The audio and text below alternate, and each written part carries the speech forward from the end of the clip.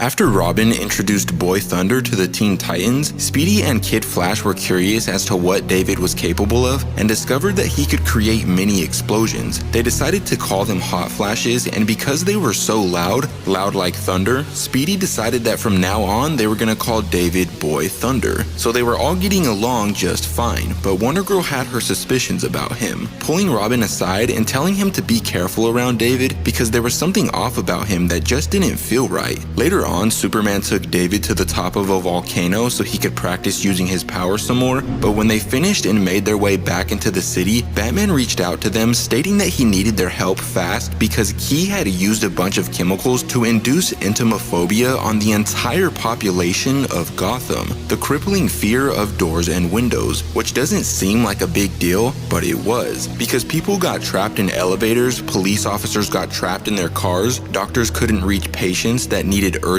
medical care, and firemen couldn't save people in burning buildings. So Superman and Boy Thunder immediately made their way to Gotham, where Batman and Robin wouldn't be able to help them because they were also being affected by the chemicals, so for the time being they were stuck in the Batcave. But Batman still did as much as he could, guiding Clark to where help was needed most urgently, and he also had Blue Beetle working on an antidote to disable the effects of the chemicals, and had Supergirl helping inside of the hospitals. So he was pretty much guy in the chair, and eventually he sent David on his own separate task into a coal mine, which seemed counterintuitive considering David was a kid with unharnessed fire powers, but according to Bruce it didn't matter because there were coal miners trapped with methane gas inside that needed his help, and his powers weren't gonna be necessary. All he had to do was go inside, pull a lever, and they would be freed. But that turned out not to be the case. When he pulled the lever, nothing happened, so Batman told him to concentrate because he was gonna have to use just enough of his powers to cut the lock despite how dangerous and risky it was. And he tried, but it was just too nerve-wracking. In fear of using too much of his powers and accidentally killing everyone, he fled the scene and started crying under a nearby tree. But then flashbacks of the chaos on his homeworld began to flood his mind. Although it was painful, it helped him realize that if he did nothing, those coal miners were dead. So he sped his way back over to the door as quick as possible, and this time he got the job done.